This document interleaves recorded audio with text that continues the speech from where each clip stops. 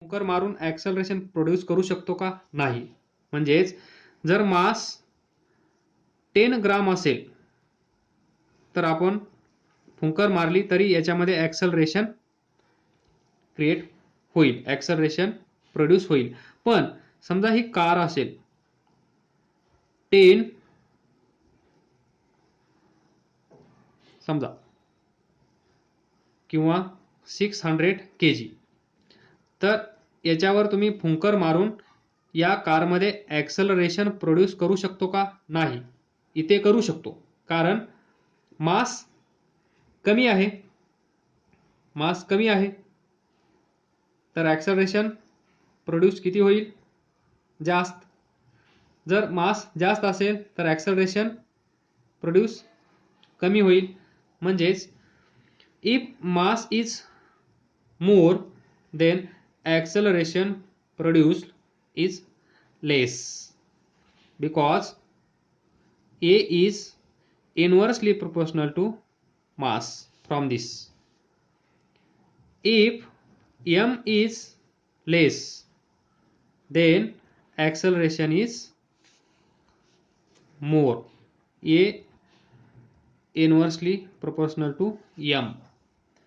If force is less then acceleration is less, A is directly proportional to F. From this equation we can write this. So we can say that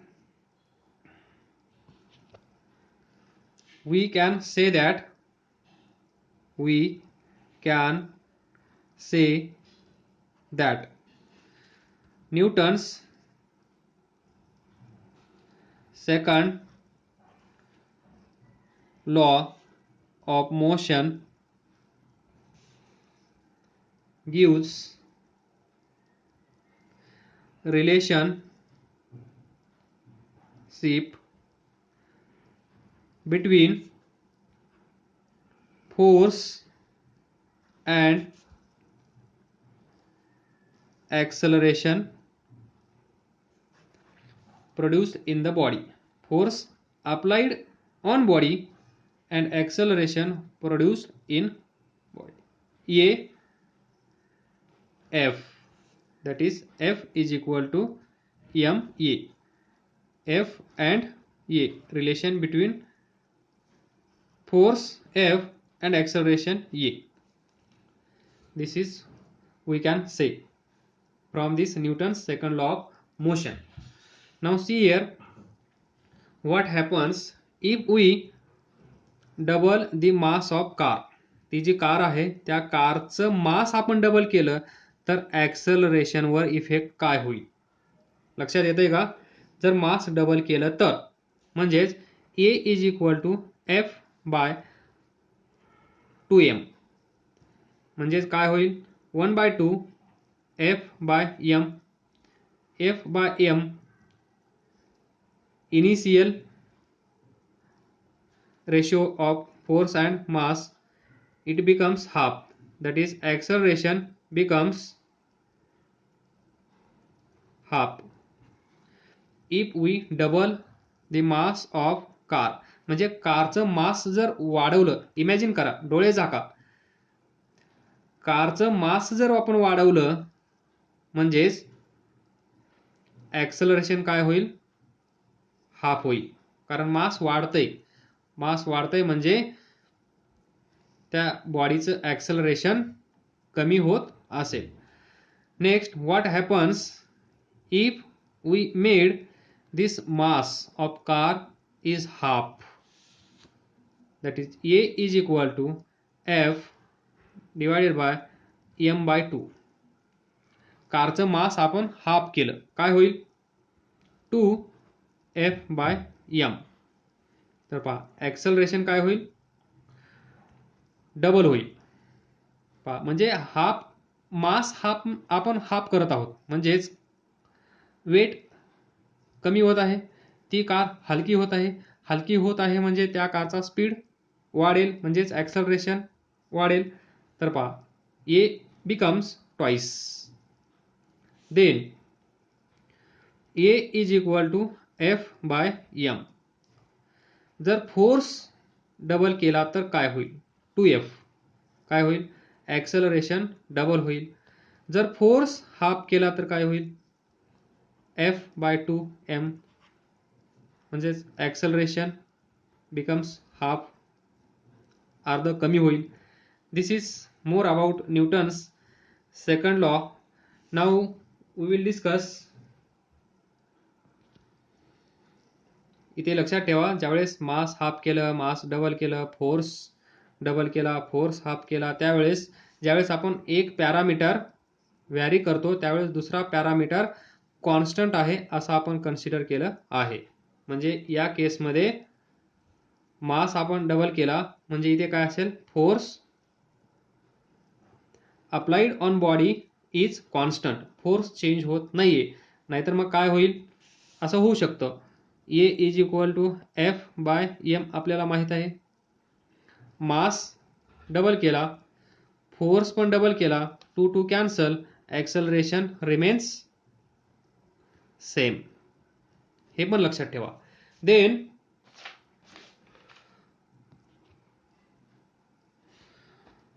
we know that A is equal to F by M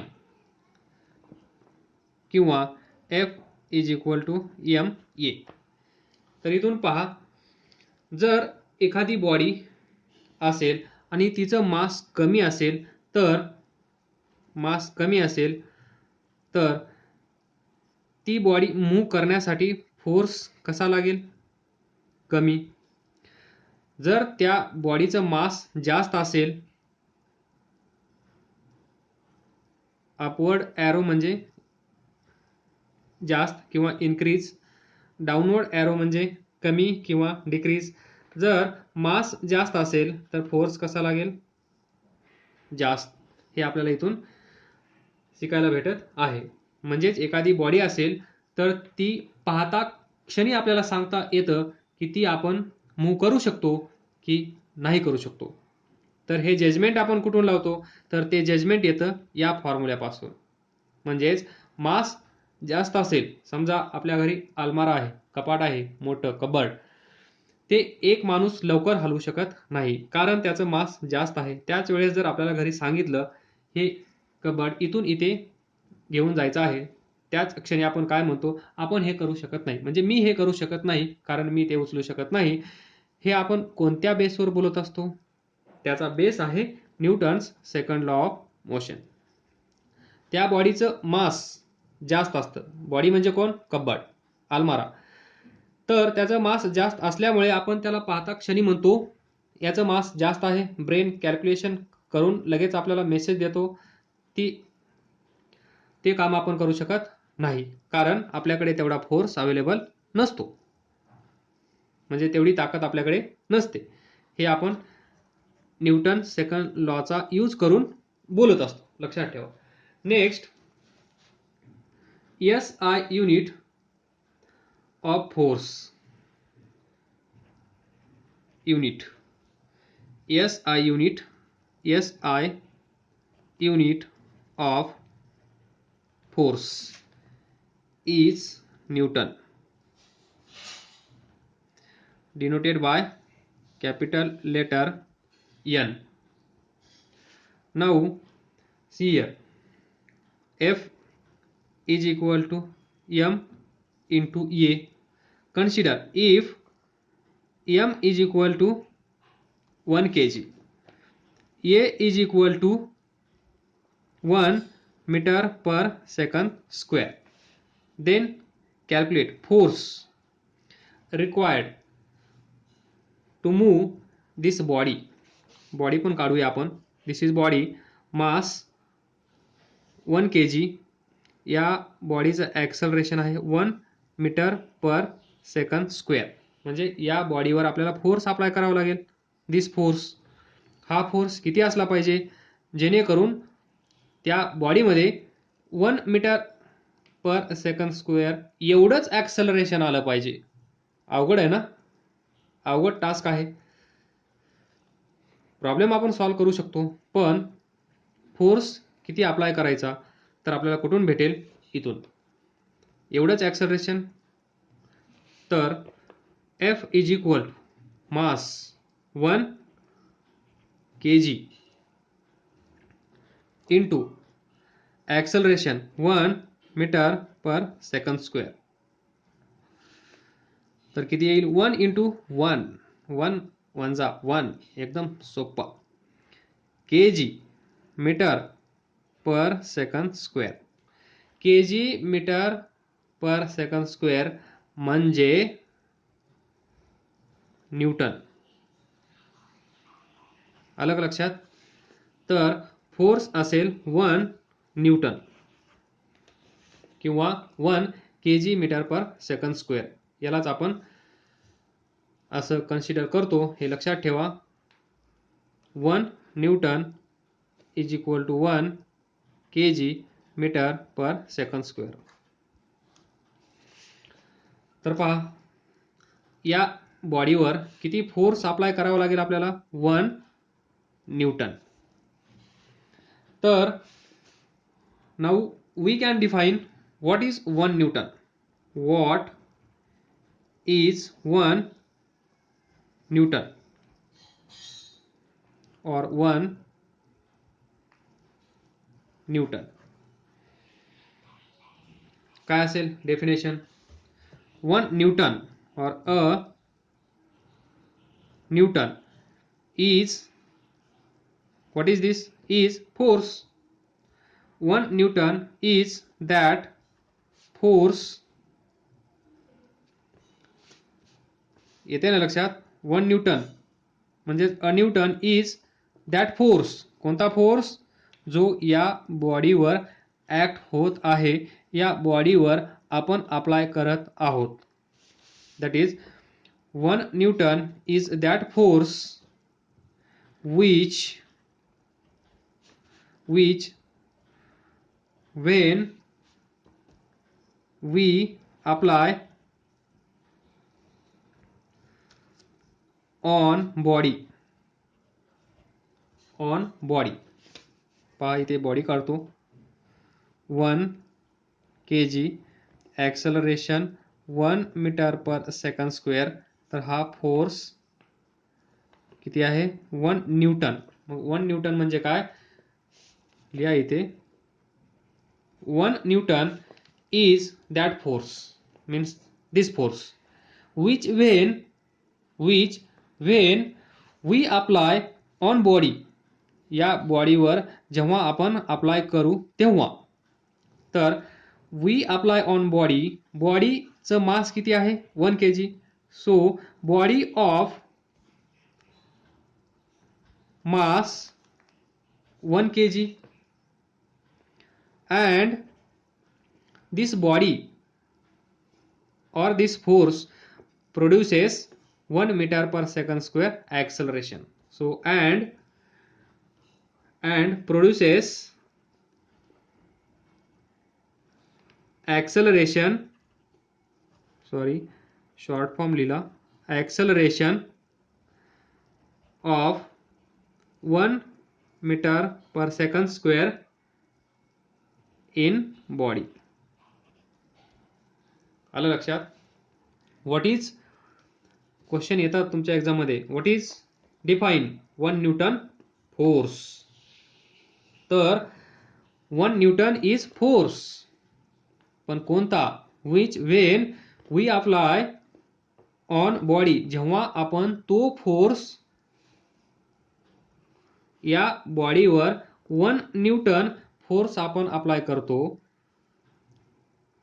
जेव्हा त्या बॉडीचं मास असतं 1 kg, जेव्हा त्या बॉडीमध्ये acceleration येतं 1 metre per second square, तेव्हा आपण म्हणू शकतो there is 1 newton force acting on this body. Last, Newton is 1 Newton is that force which when we apply on body of mass 1 kg and produces acceleration of 1 meter per second square in body. आलं लक्षात? तर लिहून ठेवा 1 Newton. लिहून ठेवा नाही, लिहून पाठ करा. 1 newton is equal to 1 kg into 1 metre per second square. 1 1 1. तर इथून आपल्याला तर पहा, what was Newton's first law of motion. This is body. जर ही बॉडी स्टेशनरी असेल तर स्टेशनरीच राहते. This is car. जर ही कार मोशनमध्ये असेल तर ती मोशनमध्येच राहते. मग ही स्टेशनरी बॉडी मूव्ह करण्यासाठी आपल्याला फोर्स अप्लाय करावा लागतो. ही मूव्हिंग बॉडी स्टॉप करण्यासाठी जर ही इकडे जात असेल तर याच्यावर आपल्याला फोर्स अप्लाय करावा लागतो. म्हणजे स्टेशनरी बॉडी मूव्ह करण्यासाठी आपल्याला फोर्सची आवश्यकता आहे. हे आपल्याला फोर्स ही टर्म कुठून भेटली? Newton's first law of motion. नंतर जर एखादी बॉडी मूव्ह होत असेल तर तिला थांबवण्यासाठी आपल्याला फोर्स अप्लाय करावा लागतो. म्हणजे फोर्स शिवाय कुठलेही काम होत नाही. या बॉडीवर पण फोर्स अप्लाय करावा लागत आहे. या कारवर पण फोर्स अप्लाय करावा लागत आहे. म्हणजेच without force we cannot change the position or we cannot change the speed or velocity of this car. तर इथे पहा, हा आहे Newton's first law of motion, हा आहे Newton's second law of motion. F is equal to ma. तर इथून आपल्याला काय भेटतं पहा. जर ही बॉडी आहे, या बॉडीवर फोर्स आपण अप्लाय केला आहे तर या बॉडीमध्ये ॲक्सेलरेशन प्रोड्यूस होईल. या बॉडीचं काहीतरी मास असेल. समजा या बॉडीवर फोर्स मी 0 न्यूटन अप्लाय केला तर काय होईल? या बॉडीवर जर 0 न्यूटन फोर्स मी अप्लाय केला तर काय होईल? ही बॉडी जर रेस्टला असेल, स्टेशनरी असेल तर ती रेस्टलाच राहील. अलग लक्षात. म्हणजे या बॉडीमध्ये मोशन येणार नाही, ही बॉडी मूव्ह होणार नाही जर या बॉडीवर मी 0 न्यूटन फोर्स अप्लाय केला तर. म्हणजेच ही केस कोणती आहे? Newton's first law of motion. म्हणजे from Newton second law of motion आपण असं म्हणू शकतो, we can prove Newton's first law of motion. Put करा F is equal to ma. याच्यामध्ये 0 तर ॲक्सेलरेशन 0. म्हणजेच ती बॉडी रेस्टला असेल तर रेस्टलाच राहील. मोशनमध्ये असेल तर युनिफॉर्म मोशनमध्ये असेल आणि फोर्स आपण त्या बॉडीवर कारवर 0 न्यूटन अप्लाय केला तर नंतर आपण पाहिलं तर ती कार त्याच स्पीडने धावत होती. अजब आहे कहाणी. तर युनिफॉर्म मोशन म्हणजे before applying force uniform motion म्हणजे 10 मीटर पर सेकंद. After applying force 0 newton 10 metre per सेकंद speed uniform motion, no change. ही जी बॉडीची स्टेट आहे याला आपण काय म्हणतो? स्टेट युनिफॉर्म मोशनची आहे, ती नंतर पण युनिफॉर्म मोशनच आहे. म्हणजे हा काय आहे? Newton's first law.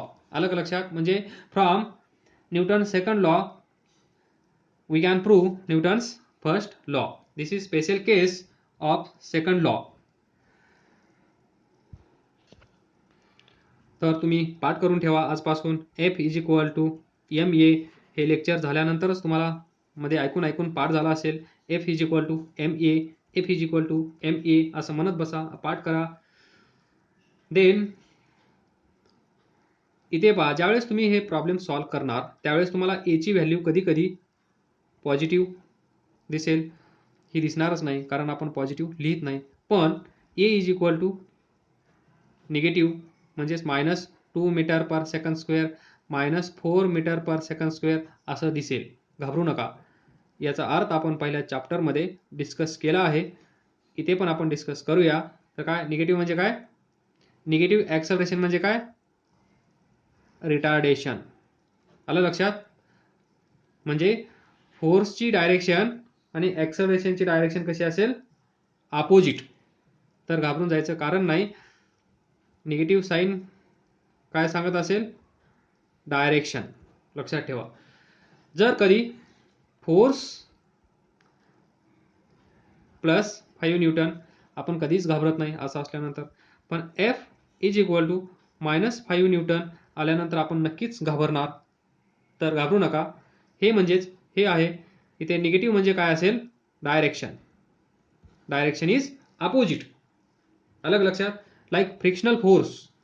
समजा हा सरफेस आहे, ही बॉडी आहे, इथून फोर्स आपण अप्लाय केला, ही बॉडी इकडे जाणार, ॲक्सलरेशन येणार. ही बॉडी जशी इकडे जाईल तसं हा जो सरफेस आहे म्हणजेच contact between this body and this surface, इथे काय होईल? एक नवीन फोर्स तयार होईल आणि तो फोर्स असतो, चांगलं दिसत नाही ना ही बॉडी, तर पहा ॲक्सलरेशन ए, हा फोर्स F. तर या ठिकाणी अपोजिट डायरेक्शनमध्ये एक फोर्स तयार होतो, त्याला आपण म्हणतो फ्रिक्शनल फोर्स.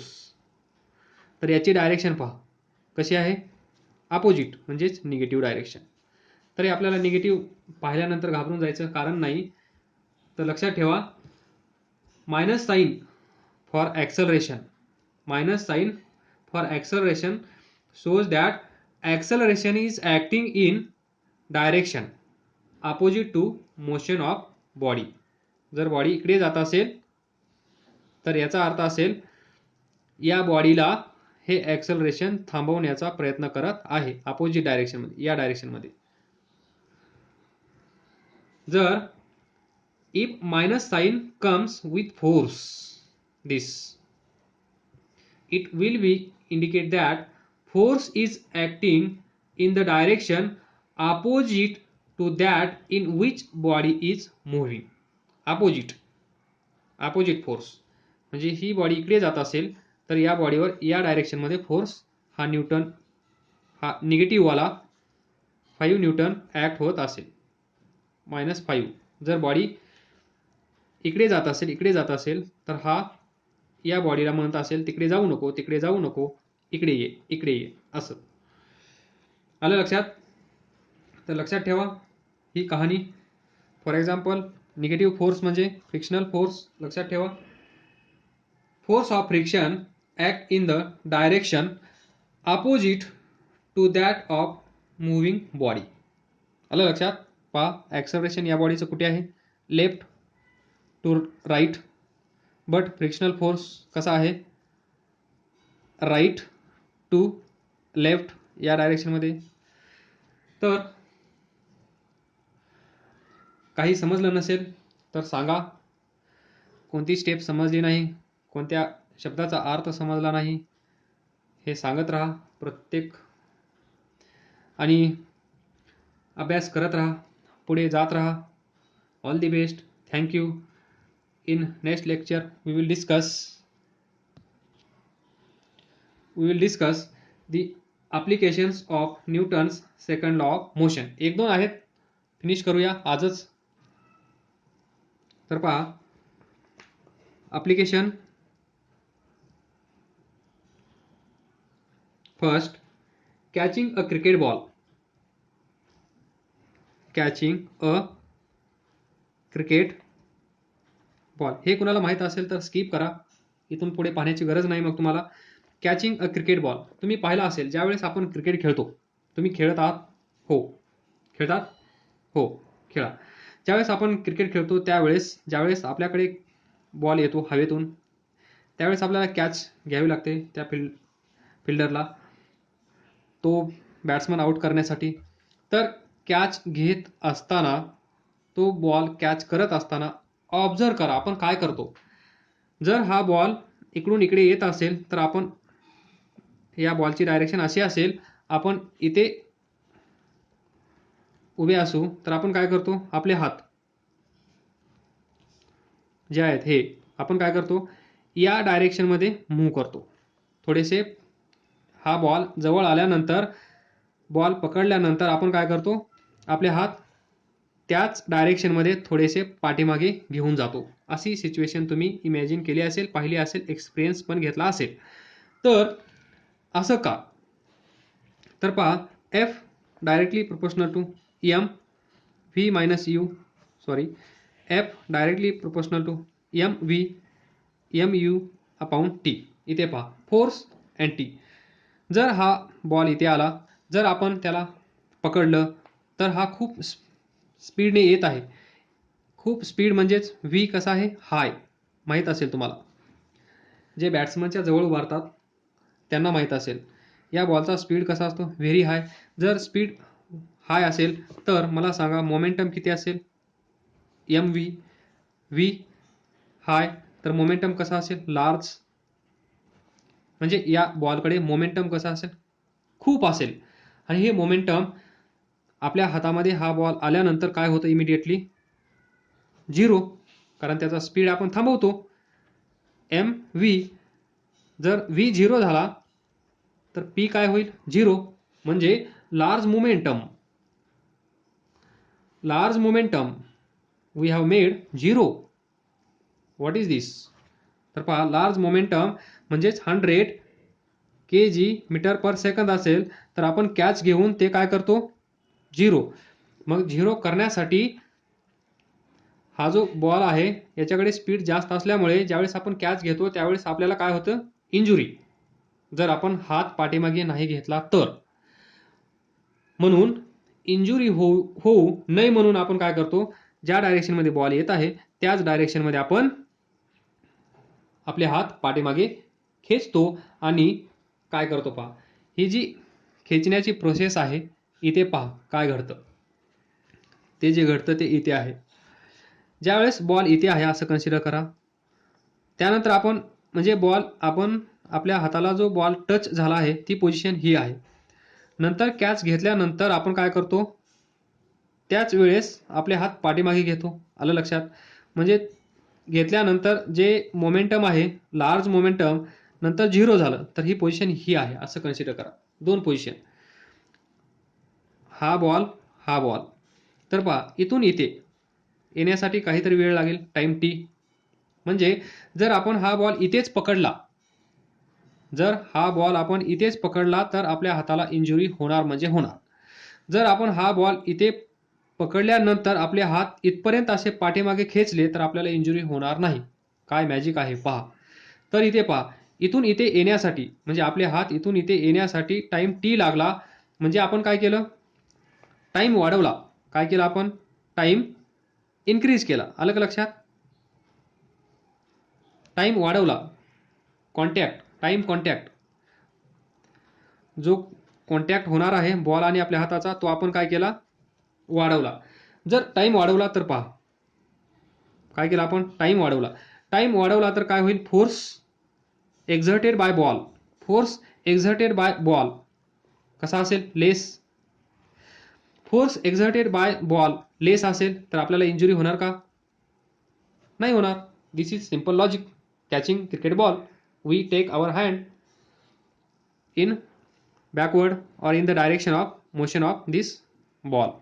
बॉल इकडून इकडे जात असेल तर आपले हात पण आपण बॉल पकडल्यानंतर याच डायरेक्शनमध्ये खेचतो. बॉल वरून खाली येत असेल तर आपण आपले हात खालच्या डायरेक्शनमध्ये खेचतो. म्हणजे आपण टाइम वाढवत असतो, वेळ वाढवतो. वेळ वाढवल्यामुळे काय होईल, हे जे आहे लार्ज मोमेंटम एका सेकंदात झिरो करायचं म्हणजे जोक नाहीये. मग हा जोक इथे कन्वर्ट होतो. Second, the case of high jumper. उड्या मारता ना तुम्ही कॉम्पिटिशनमध्ये, हाय जंप, हाय जंप, आलं लक्षात, ऑलिम्पिक. तर त्या केसमध्ये काय करतात, तिथे during athletics meet a high jumping athlete is provided either a cushion. तिथे काय केलं जातं, कुशन प्रोव्हाइड केलं जातं किंवा और अ हीप ऑफ सँड याचं प्रोव्हिजन केलं जातं. ते कशासाठी? कुशन पहा. जर आपण कुशनवर गादीवर उड्या मारल्या तर काय होतं? हे पहा, नॉर्मल सरफेस ज्यावेळेस आपण याच्यावर उभारू त्यावेळेस गादीमध्ये असा खड्डा पडतो की नाही? जिथे आपण पहा, ही गादीचा सरफेस आपण इथे उभारलो तर जिथे आपण उभारलो तिथे काय होतं? ही गादी थोडीशी अशी खाली जाते. आलं लक्षात? म्हणजे काय होतं? ज्यावेळेस आपण याच्यावर जंप मारू त्यावेळेस जर इथे असं झालं नाही तर काय होईल? म्हणजेच रोडवर पहा, रोडवर आपण उभारलो तर रोड खाली जातो का? नाही जात. मग या रोडवर तुम्ही जंप करा, त्यानंतर इथे जंप करा. जो डिफरन्स असेल तो डिफरन्स म्हणजे न्यूटन्स सेकंड लॉचं ॲप्लिकेशन असेल. तर इथे पहा, इथे पण काय होत आहे? जे इथे होत आहे ते म्हणजे ही पोझिशन म्हणजे हा रोड सरफेस टफ, ही पोझिशन म्हणजे गादी. काय केलं आपण? टाईम वाढवला. F m v minus m u divided by t. म्हणजे ज्यावेळेस आपण कुशनवर जंप मारतो म्हणजे इथे ॲथलीट्स जे करतात ते त्यांना कुशन किंवा हिप ऑफ सँडचं प्रोव्हिजन केलं जातं तिथे कशासाठी? हा टाईम वाढवण्यासाठी. जो इथे जंप केल्यानंतर जर याच्यावर जंप केली तो जर आदळला तर काय होईल? तो मोडेल. काय होईल? तो मोडेल डायरेक्ट. मग तो मोडू नये म्हणून कुशन प्रोव्हाइड केलं जातं आणि कुशन प्रोव्हाइड केल्यामुळं काय होतं? तिथे असं घडतं. हा टाईम वाढतो ऑटोमॅटिक. पहा, ही पोझिशन म्हणजे रोड सरफेस टफ, हा इकडे जाणारच नाही तर मग तो माणूस मोडणार. जर ही गादी असती तर काय होईल? हा सरफेस इथपर्यंत दबला जाईल आणि दबल्यामुळे टाईम वाढला जाईल कॉन्टॅक्ट, आणि त्याच्यामुळे force exerted by this surface on this athletics will be less आणि त्याला इंजुरी होणार नाही. इथे इंजुरी होणार नाही. तर लक्षात ठेवा, फोर्स इन्व्हर्सली टी. म्हणजे आपल्याला फक्त टी वाढवायचा आहे फोर्स कमी करण्यासाठी. जिथे तुम्ही टी कमी कराल, लवकर त्याला पकडण्याचा प्रयत्न कराल तर तुम्हाला इंजुरी होणार म्हणजे होणार. Last, the use of seat belt in car. Seat belt त्याच्यामुळेच आपण यूज करतो. हे पण ॲप्लिकेशन आहे न्यूटन सेकंड लॉ ऑफ मोशनचं. तर आपण नंतर डिस्कस करू या क्लासमध्ये. तुम्ही याच्यावर विचार करा काय होत असेल. या दोन केसचा विचार केल्यानंतर